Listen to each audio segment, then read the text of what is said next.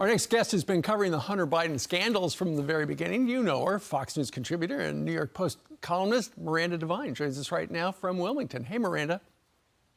Hey, good morning, Steve. Well, as Rich just indicated, Wilmington, Delaware, that's where Joe Biden's got his campaign headquarters.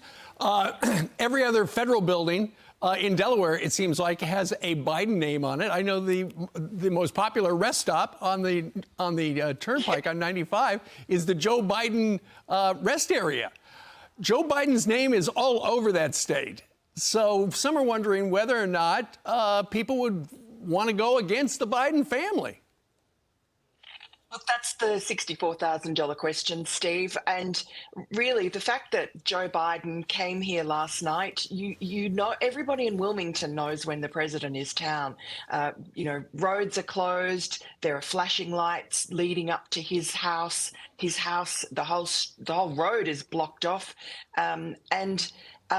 no one is in any doubt that the President of the United States is in town and keeping a very close eye on what Judge Mary Ellen Noreika is doing in her courtroom, right, on each one of those jurors that are being chosen today.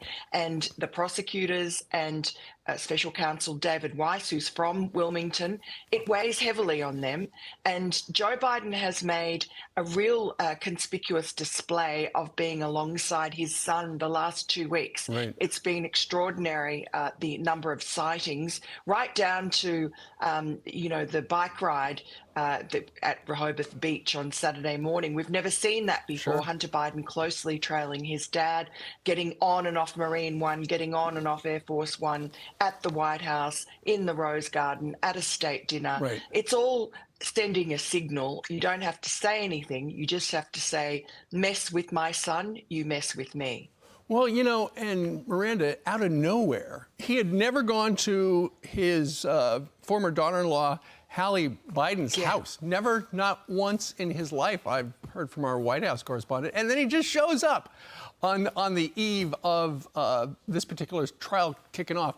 I've been reading a lot about, and you're the expert at this, but I've been reading a lot about how David Weiss has presented this. It's a very simple case. He lied on the gun form. But I've read that apparently his high-dollar attorney, Abbe Lowell, who has represented many, many people in Washington, D.C., it sounds like what he's going to do is he's going to present to the jury two different gun forms. One of them was the original, and one was from years later, and somebody had written something on it. And it sounds like it may have been somebody from the gun store. So he's going to suggest that somebody tampered with that, and in fact, just to create a reasonable doubt. And so then you got to wonder whether or not that's good. Maybe this isn't such an easy case after all. Well, look, if Abbe Lowell, who's one of the most expensive and the most high-powered attorneys in Washington, if he can't make it complicated, nobody can. And that's what he'll do. He'll be trying to throw in reasonable doubt. The prosecution has a good answer for that question about the gun form. It was just an additional, I think, driver's license or address added in afterwards. But Abbe Lowell is renowned as a jury whisperer, so he's going to make this difficult. And even though the odds for surviving a federal trial for a defendant are pretty low, I think that, unlike the opposite really of Donald Trump, the odds are stacked for Hunter Biden in this case. And I think, interestingly, his own laptop that he abandoned and pretended was sort of Russian disinformation or, was stolen from him or hacked or whatever, that is the prime trial exhibit here.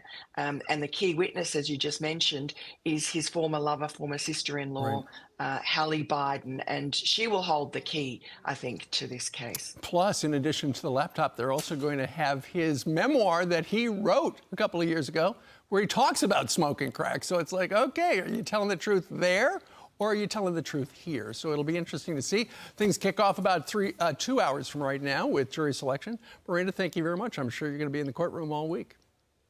Thanks, Steve. All right, you bet.